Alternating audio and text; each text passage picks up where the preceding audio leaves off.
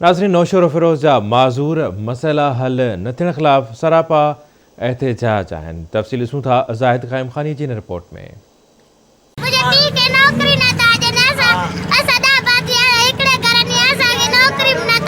ही नौशरो फिरोज़ ज़िले के मुख़्तलिफ़ इलाइक़नि जा माज़ूर ऐं नाबीन आहिनि जेके गुज़िरियल काफ़ी ॾींहनि खां प्रेस क्लब नौशरो फिरोज़ आॾो सरापा एहतजाज बणियल आहिनि। हारूशाहपुर सां गुट सुनहरी जा रवासी हिक ई ख़ानदान जा 10 घर भाती अखियुनि जे नूर खां महरूम बणियल आहिनि, पर हू पिनण बजाए माज़ूर कोटा ते नौकरी जी घुर, हसास कफ़ालत ऐं ज़कात जे इमदादी कार्ड लाइ नारा हणी रहिया आहिनि। माज़ूर जामज़ादी विस्तड़ो गोट मचुर ऐं ज़ाहिदा सोलंगी गोट लालबख्श लोन जूं रवासी आहिनि जेके पिण पंहिंजे हक़ वठण लाइ दाहूं कंदी रहनि थियूं, पर इंतज़ामिया तोड़े ज़कात खाते संदन का बि सार न लधी आहे। हिन सिलसिले में माज़ूरनि आवाज़ टीवी सां ॻाल्हाईंदे चयो त इमरान खान खां असांजो मुतालबो आहे त असांखे ही मुतालबा नाबीन ऐं माज़ूरनि जा जेके बि आहिनि हिते माज़ूरा वेठा उन्हनि जा मुतालबा हल कराए असां माज़ूर वञूं काॾे। असांखे कोटा ॾिनी वञे पंहिंजी जेकी ब्लैंड कोटा आहे ऐं सिंध गवर्नमेंट असां सां का मदद करण लाइ तयारु न आहे।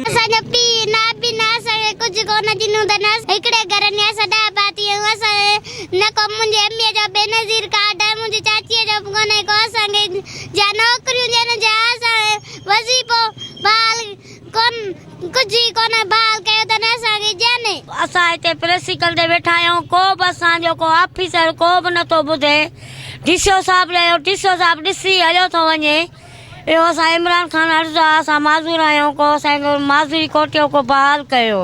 इमरान खान अपीला कयूं नौकरी खपे माज़ूरी पंहिंजो ख़ैर सफल नौकरी कयूं। असांखे को बि कोन थो को निहारे ऑफिसर चवनि था वञो वञो कोन असांखे बेनज़ीर जो कार्ड बि कोन्हे, को न को ज़कात थी मिले, कुझु कान्हे।